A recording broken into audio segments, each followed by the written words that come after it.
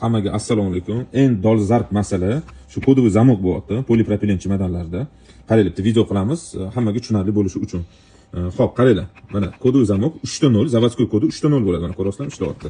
Mana 3.0 da quplamoqchi bo'lsanglar, o'sha ishlaydigan kodini terasizlar. Hozircha 3.0 mana. 3.0 ga tiqdik. Bittasini hachab o'zgartirib qo'ysanglar, mana ishlamaydi bu. Va kodini teramiz. 3.0. Mana 3.0. O'rtasida turish kerak, albatta o'rtada turish kerak. Ko'rdinglarmi, ishladi. Endi ko'pchilik qanaqa xato qiladi? Buni har xil mana bunaqa achichuv bo'lgan nomerda shart oladi, amki tiqib qo'yadi. Bu обязательно ishlaydigan kodda tiqilish kerak mana. Mana 3.0 hozircha, mana shunda tiqish kerak buni, uxlash kerak. Endi buni qanaqa o'zgartirish kerak? O'zingiz yoqqan soningizga qo'yaman desangiz, 3.0 ga terasiz, mana ishlaydi. Mana qizilchani bu yoqqa suramiz, o'ng tarafga surildi va xohlagan misol deylik 101 qo'ymoqchimiz. 101 ga terasiz. Bundoq qilsangiz bu orqaga yuradi. Mana 101 da qotdi bu.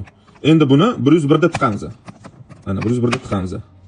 Bitta mana 102 qilsangiz o'zi ishlamaydi. 101 qilsangiz mana o'rtasiga tegdi. Mana ishladi. Endi mana har xil mana sonni tiqib qo'ysangiz mana osti tiqamiz. O'zi tiqilmaydi-ku, ko'pchilik tiqib qo'yapti shuni zo'rlab. Bo'ldi, bu o'zgarib ketadi shu son. O'shaning uchun tergan qo'ygan kodinglarda albatta mana tiqish kerak. Bo'ldi.